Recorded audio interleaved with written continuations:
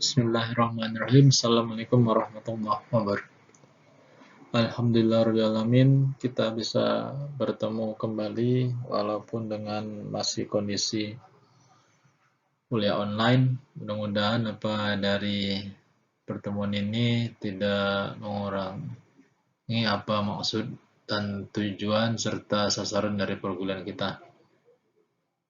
Dari pertemuan 11 kemarin kita sudah menyelesaikan bagaimana tujuan Anda bisa menggambar bangunan rumah sederhana, mulai dari pondasi sampai ke atap. Sekarang kita coba masuk pada pertemuan 12 ini, yaitu yang berhubungan dengan teknik lingkungan sendiri. Kita mulai dengan jenis pipa dan sambungan pipa.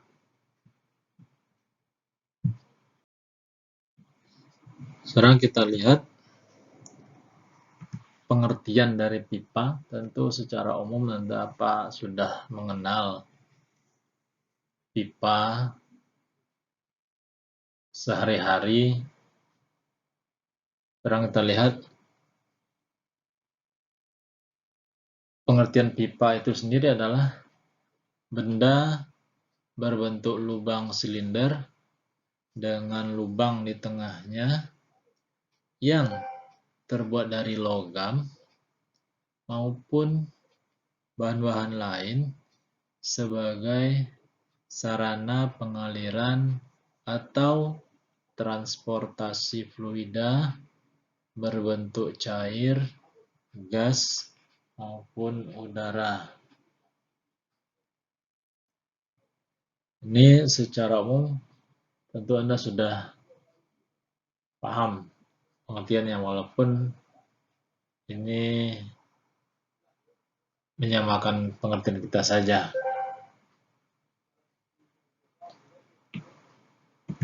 Kemudian kalau kita lihat dari fungsi, tadi dikatakan di atas bahwa dia hanya sebagai pengaliran atau transportasi. Maka dari fungsi itu adalah dia jelas sebagai untuk menyalurkan suatu bahan fluida cair, gas maupun uap dari suatu tempat ke tempat tertentu dengan mempertimbangkan efeknya, temperatur, tekanan, serta lokasinya dari yang mempengaruhi semuanya tersebut. Ini adalah fungsi dari pipa secara umum. Kemudian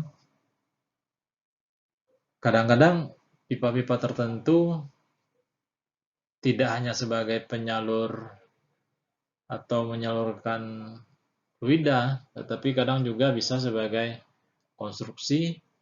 Kata konstruksi ini sudah kita kenal kemarin lah sebagai untuk penyalur beban, berarti dia sebagai tiang. Dan ini bisa rata-rata atau cenderung dipakai adalah pipa-pipa yang terbuat dari pipa baja. Maka pada kadang tertentu juga dia bisa sebagai konstruksi bangunan. Secara umum kita hanya membagi beberapa jenis pipa secara umum saja. Yang pertama itu adalah dari jenis pipa berdasarkan materialnya. Nanti kita lihat material apa saja. Sebenarnya cukup banyak, tapi kita secara umum saja nanti kita bahas. Kemudian dari bentuk ujungnya, tentu Anda bisa lihat bentuk ujung pipa itu bermacam-macam. Nanti bisa dilihat seperti apa saja ujung-ujung pipa itu. Yang terakhir nanti kita akan membedakan jenis pipa itu berdasarkan dari fungsi perpipaan itu sendiri. Baik, kita coba lihat satu-satu. Kalau kita bisa bedakan secara umum, pipa itu adalah dari dasar materialnya kita bedakan menjadi dua, logam dan non-logam, atau metal dan non-metal. Kalau kita lihat non-metal secara umum, ini kita bicara secara umum ya, kita menjadi pipa PVC atau plastik secara umum, dan adalah composite atau bisa kita katakan dengan bahan beton atau asbes dan sebagainya, ini campuran composite. Sedangkan dari logam, secara umum kita bagi dua, yang berbahan besi dan berbahan non besi. Non besi itu adalah pipa aluminium dan pipa tembaga. Sedangkan pipa besi secara umum kita bagi menjadi cast steel. Kemudian ada pipa baja sendiri dan cast iron. Cast iron ini bisa kita sebut dengan pipa besi tuang. Secara umum seperti itu. Itu berdasarkan jenis material. Ini secara umum saja, walaupun nanti ada banyak non metal ini. Kalau plastik itu nanti ada ADPE, ada PE, sebagainya, macam-macam. Kemudian dari materialnya, kita contohkan ada pipa baja seperti ini, pipa baja atau steel pipe, cast iron pipe, biasa. Kemudian ada galvanized iron pipe, GIP, pipa GIP. Ini biasa untuk air minum atau air bersih, penyaluran air bersih. Pipa-pipa Anda lihat itu jenisnya rata-rata pipa GIP. Ada namanya ductile cast iron pipe, jenis lain yang kandungan juga ada logamnya. Kemudian ada jenis pipa non-steel. Di sini yang kita lihat pipa beton. Pipa beton ini kalau secara umum kita dengar dengan namanya polongan. Pipa polongan, pipa beton. Kemudian ada pipa plastik. Pipa plastik itu ada PVC. Kemudian ada pipa PE atau nanti ada HDPE.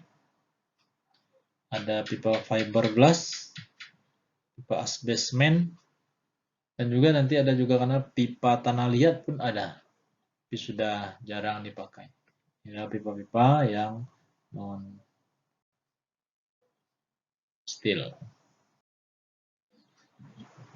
Sekarang kita coba lihat jenis pipa berdasarkan bentuk ujung pipa. Ini biasanya adalah ukuran-ukuran pipa ini panjang yang terbatas antara 4 sampai 6 meter.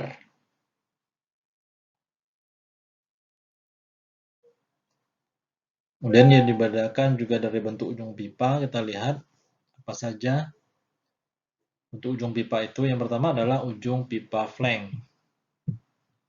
Jadi kita lihat bentuknya seperti apa. Flank ada ujung soket, bell, atau ujung spigot atau plane, ujung ulir, dan ujung rata. Ini nanti kita lihat seperti apa gambarnya.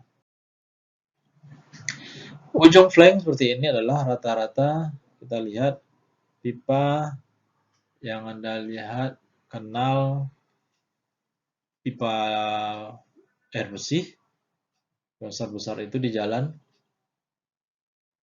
Ini adalah pipa ujung flank di mana nanti menyambungkannya dengan baut, dengan flanknya diadukan nanti dipasangkan dengan baut. Ini adalah pipa dengan ujung flank. Maksudnya pipa dengan ujung spigot dan soket. Ujung spigot yang mana? Ujung spigot adalah ujung yang lebih besar daripada badannya. Ujung spigot, ujung spigot yang datar antara badannya dengan kepalanya, sedangkan soket adalah lebih besar di ujungnya untuk memasukkan pipa yang ujungnya lebih datar atau sama. Dan sini ada pengait, sehingga kalau sudah terpasang biasanya agak sulit untuk dilepaskan karena sudah ada penahannya di sini.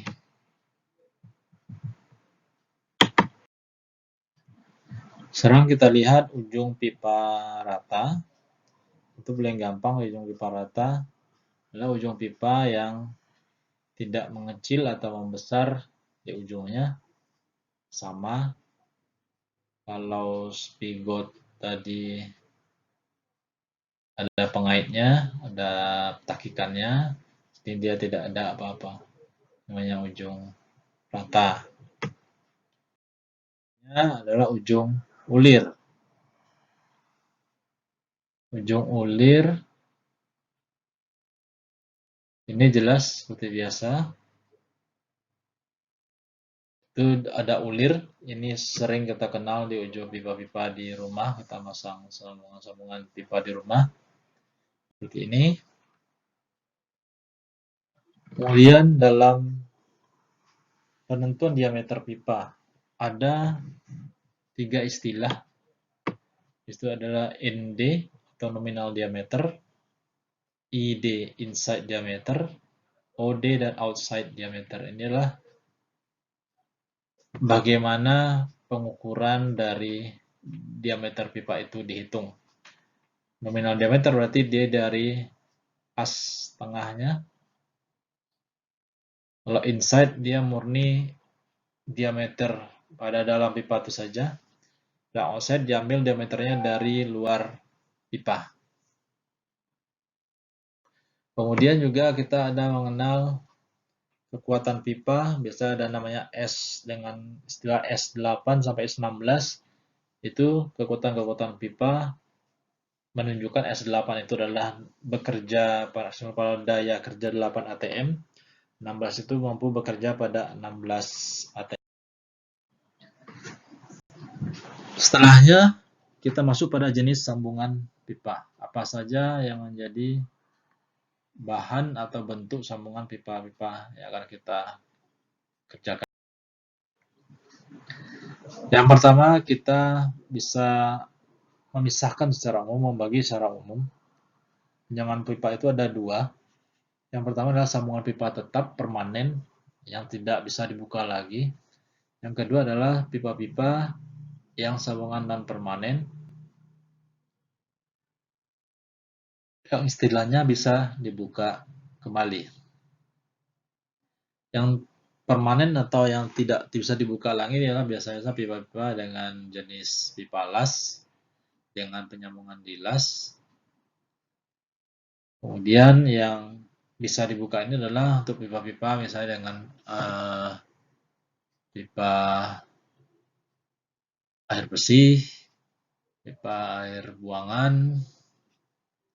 Dan karena kenapa bisa dibuka lagi, ini tujuan untuk perawatan atau maintenance. Kemudian sambungan pipa tidak tetap ini juga dipengaruhi oleh bentuk ujung pipanya. Selain itu ada sambungan pipa yang ada penambahan material untuk menguatkan.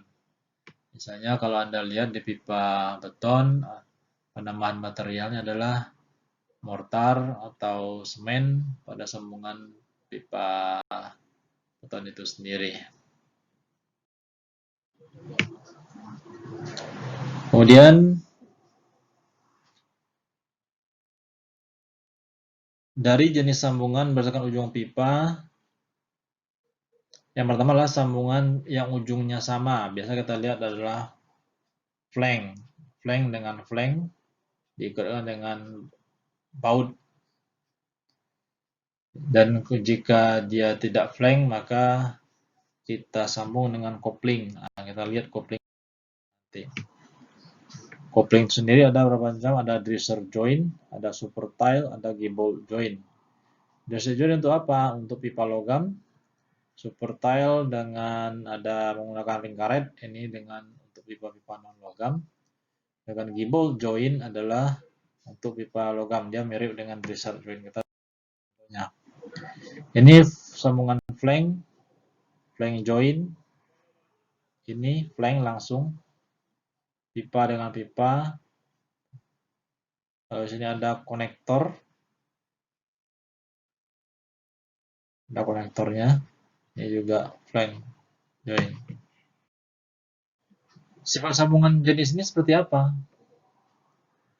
Dia kuat, kokoh, tapi dia tidak fleksibel. Dia sanggup menahan getaran, sehingga dia dikatakan dia kuat. Kemudian dia mampu menahan gaya searah pipa, dan juga tegak lurus pipa. Dan kelemahannya dia pemasangan agak sulit. Karena jika dia tidak bagus, maka bisa terjadi bocoran. Kemudian sambungan bel dan spigot. Sambungan bel dan spigot ini yang tadi kita lihat ada yang dimasukkan ke dalam ujung pipa salah satu pipa yang lain. Sifatnya seperti apa? Dia fleksibel, arah longitudinal atau arah radial memutar, tapi dia tidak kuat dengan arah tegak lurus arah pipa. Jadi kemungkinan bisa lepas kalau ada terjadi aliran sangat kencang. Dan kebaikannya dia mudah dan cepat dalam pemasangannya. Kita contohkan rubber ring socket pipe. Ini dia. Sini ada ujungnya, kita lihat ada karet. Masukkan. Ada solvensman. Ini.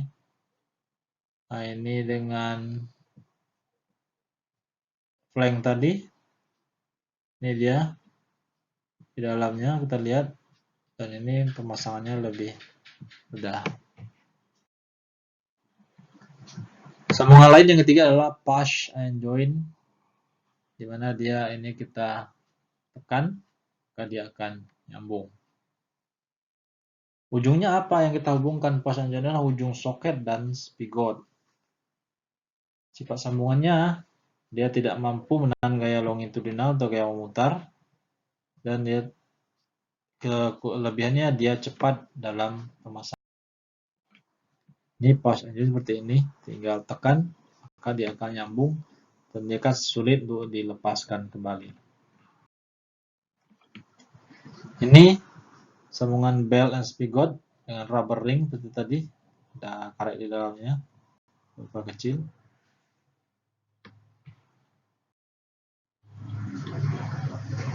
Kemudian yang keempat sambungan kopling. Ini kopling namanya, menghubungkan dua buah pipa. Ada jenis kopling ini ada banyak. Tadi ada 3, dresser joint, super tile, dan gimbal joint. Jenis sambungannya apa? Sifat sambungannya permeabilitas cukup baik. Dia tidak kuat menahan arah longitudinal muternya. Fleksibilitasnya cukup baik, cepat dalam pemasangan, dan dia dapat menutup kebocoran tanpa mengganggu konstruksi pipa atau yang telah ada. Jadi ini sebenarnya jika kita ada kebocoran, maka kita bisa potong dan kita sambung pipa ini. Karena gampang atau mudah menyambungnya untuk pipa yang sudah terpotong atau yang sudah jadi kebocoran, sehingga kita ganti, kita putus, kita sedikit dan kita ganti dengan sambungan ini. Bagaimana jika sambungan yang ujungnya tidak sama? Misalnya adalah antara pipa flank dan spigot, tentu akan sangat sulit karena flank kita kenal adalah hanya dengan baut seperti ini. Spigot adalah dengan kepala yang datar. Maka kita butuh adalah adaptor flank dan spigot seperti ini, adaptor flank dan spigot. Sini pipa spigotnya masuk. di ujung saya sini adalah pipa flanknya. Ini adalah adaptor untuk pipa yang tidak sama. Atau kita bisa menggunakan sambungan kopling di sini yang jenis spigotnya. Yang satu lagi dengan flanknya. Atau dengan pipa flank dan bell atau spigot soket. Bisa juga.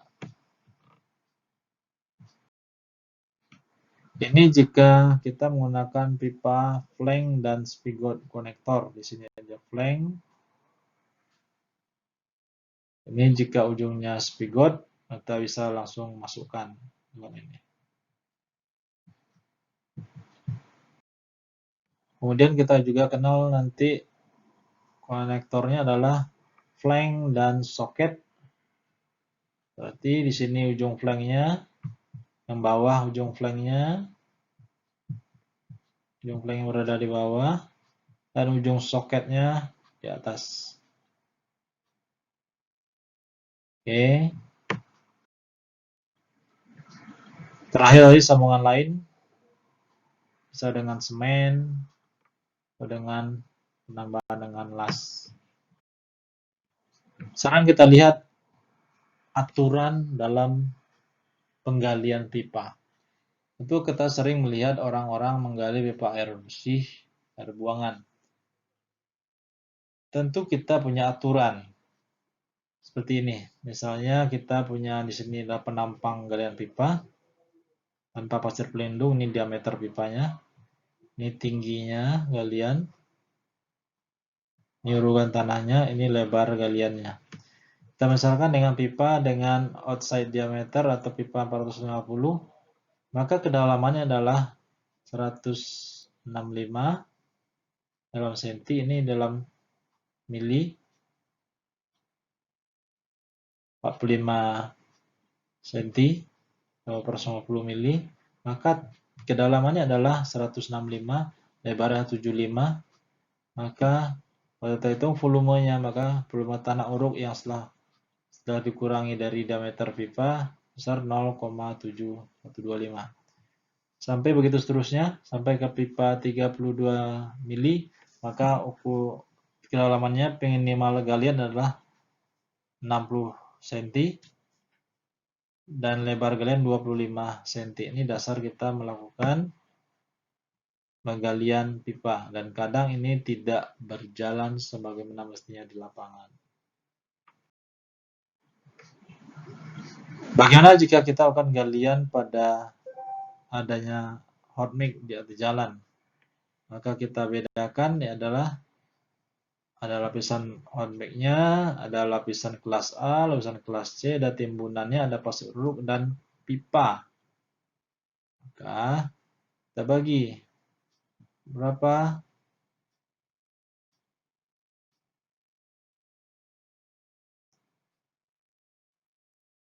Lihat, lapisan kelas A itu 10 cm, lapisan kelas C itu 30 cm, kemudian ada timbunan, kemudian ada pasir uruknya. Lihat pada pipa 45 cm, maka kedalamannya adalah 165 sama lebarnya, maka T1 adalah timbunannya adalah per 55 cm, T-nya, tinggi ininya, totalnya tetap 165, maka T1-nya, sisa yang lain berisi adalah pasir, kemudian ada uruk kelas C dan kelas A-nya, lapisan kelas A-nya, ini isikan. Selanjutnya, truss block. Truss block ini adalah dengan cor semen, ini berfungsi pada belokan-belokan, menempatkan agar tidak terjadi pergeseran atau menghindari lepasnya sambungan pipa karena adanya tekanan yang sangat kuat dari fluida yang dialirkannya. Dasarnya ini adalah A-nya di sini. Ini yang B, tinggi truss block. C-nya adalah lebar dari truss blocknya, D-nya ukuran ujung truss block ini. Maka untuk pipa diameter dasarnya seperti ini patokannya. Pipa diameter 350 kita lihat, maka A-nya lebarnya adalah 165, tingginya juga 165, C-nya sini lebarnya 80, pipanya 35 cm tadi, lebarnya 80, dan D-nya adalah di ujung sini adalah 25 cm. Ini dasar kita melakukan membuat truss block untuk belokan 90 derajat. Jika pada selain 90 derajat banyak macamnya, sama prinsipnya dengan yang lain. Sini pipa dengan belokan 45 derajat, 22,5 derajat, dan 11,25 derajat. Prosesnya sama. Ini ada nilai A-nya, B tingginya, lebarnya, dan penampang yang di atasnya.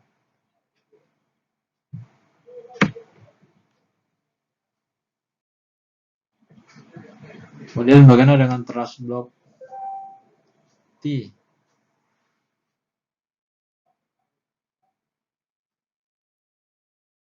Truss block T sama, di sini ada nilai A, penampang atasnya, kemudian ada D yang penampang depannya, ini ada B, ini tingginya, C-nya lebar kalian. Dengan juga patokan kepada ukuran-ukuran yang sudah ditentukan. Baik, sampai di sini pertemuan kita. Terima kasih. Syukran. Assalamualaikum warahmatullahi wabarakatuh.